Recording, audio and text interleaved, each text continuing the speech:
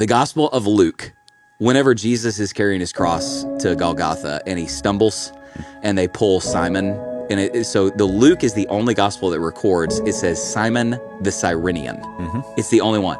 And you read it and you're like, well, I wonder why'd they specifically say he was from Cyrene? It's like nothing else ever comes of that. Why'd they say that? Mark is the only gospel that records the names of the dude's two kids, Rufus and Alexander.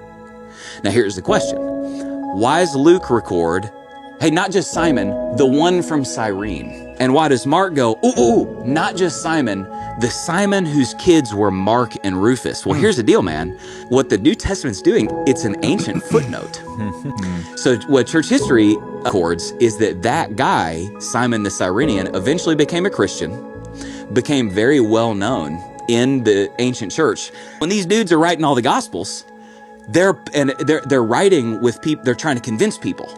And it's not like, I don't know, 23andMe. It's not like, go look them up on Facebook. No Facebook. That's yeah, right. Social go media. look them on. So what they did is they're literally putting a footnote, it's like super meta, into the Gospels, where anybody that was reading would have gone, well, now wait a second, Simon from Cyrene? The one whose kids are Rufus and Alexander?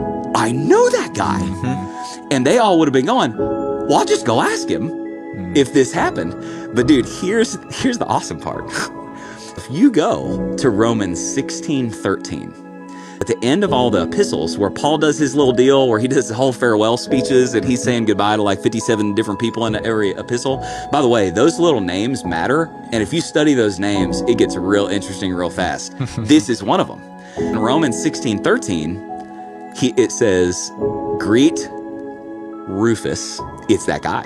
It's that guy's kid. Greet Rufus and his mother, who has been a mother to me also. And it says that they were chosen in the Lord. And he says goodbye to 45 different people in Romans. Rufus is the only one that he says, that guy, chosen in the Lord. And dude, it seems like what Paul is doing is he's going, when Jesus was carrying his cross and he stumbles, he picks Simon and is like, I want that guy. And Jesus, in his sovereign foreknowledge, knew, not only am I going to save that guy, I'm going to save his son Rufus too. Oof, cool. And Paul is in Romans 16 going, I know exactly what Jesus did. Tell Rufus I said, hey. Wow.